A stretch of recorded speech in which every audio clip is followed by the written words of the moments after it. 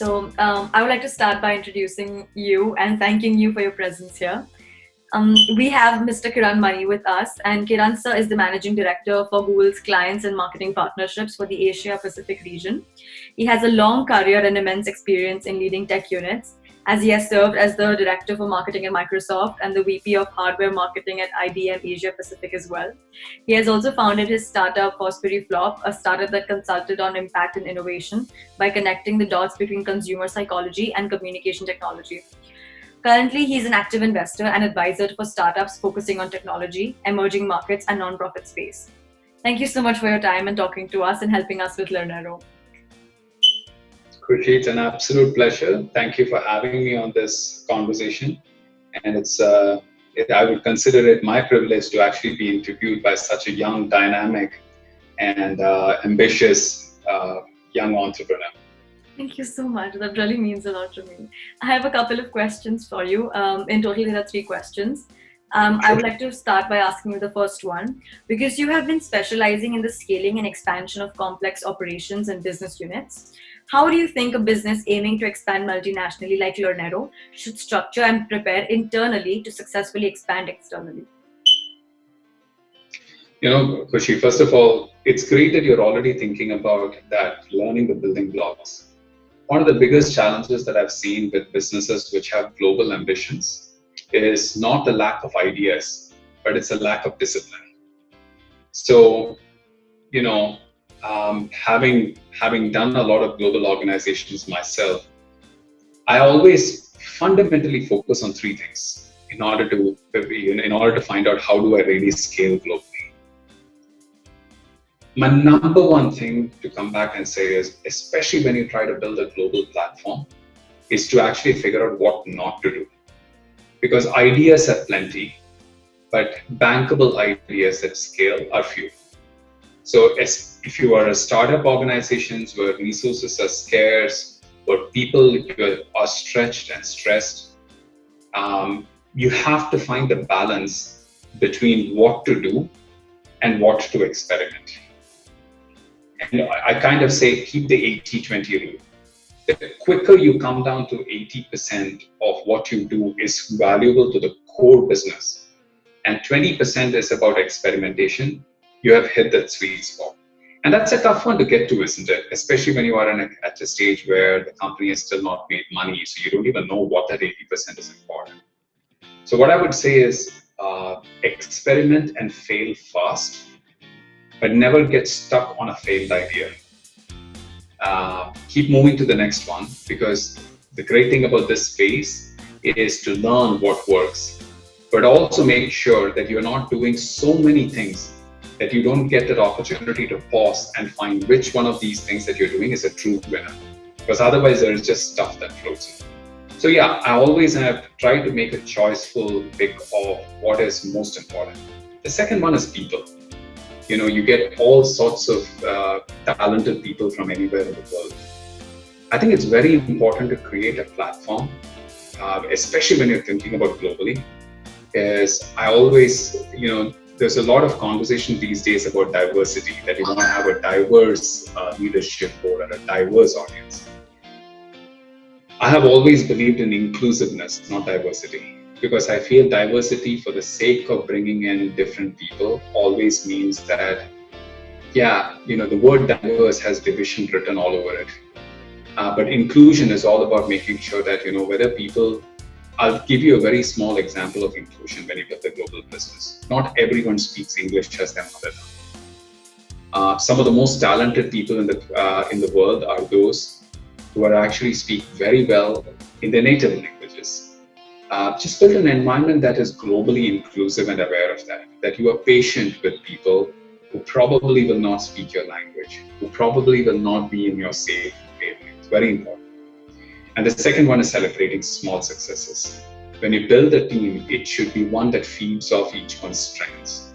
One of the things that I've noticed, which is always, I call it the founder's dilemma, is most founders are gifted people. There's some strength that they bring in. But they also get into that blind side to come back and say they look for their strength in everyone else. And that makes them impatient. that makes them always wanting to basically find, oh my gosh, this person doesn't do things my way.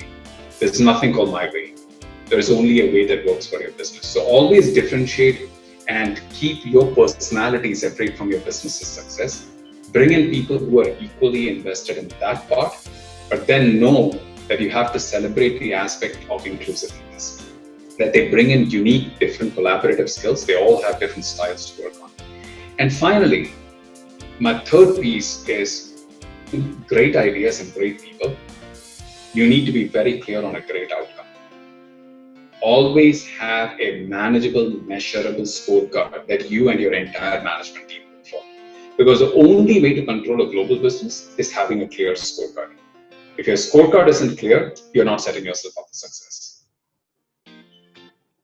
That makes a lot of difference because, as you mentioned, the outcome is way more important than the methodology you use to get it.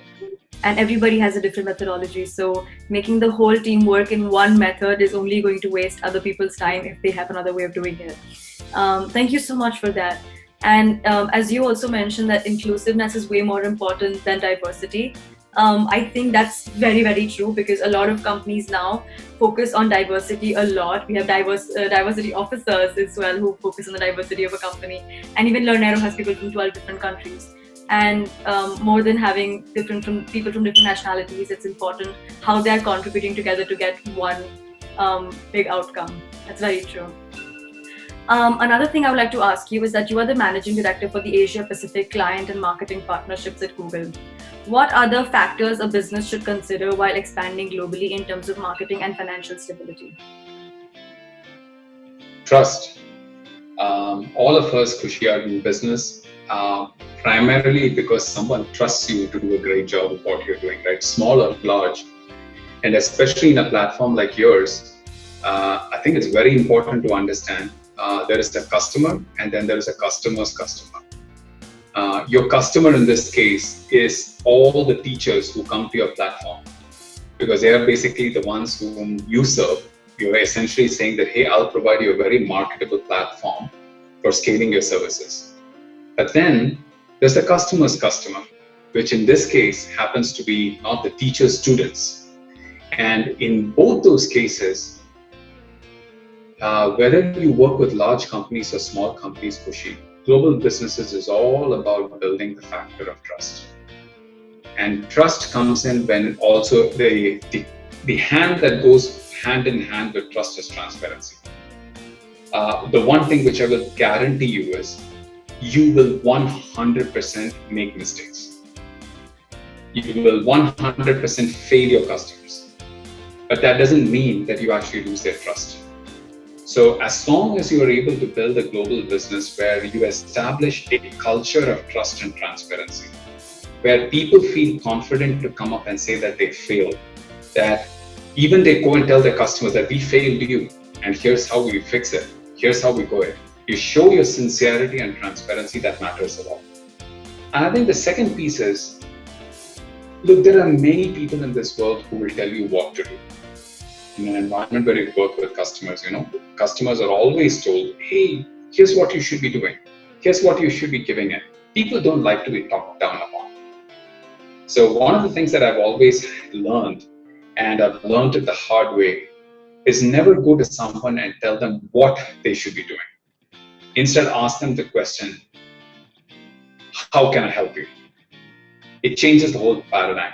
And I think, again, I've just found that you learn in that process so much more.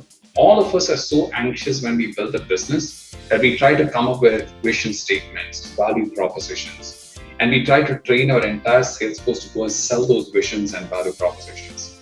But I think 95% of the sales force forgets to actually ask the more important question. The vision and value proposition is the introduction.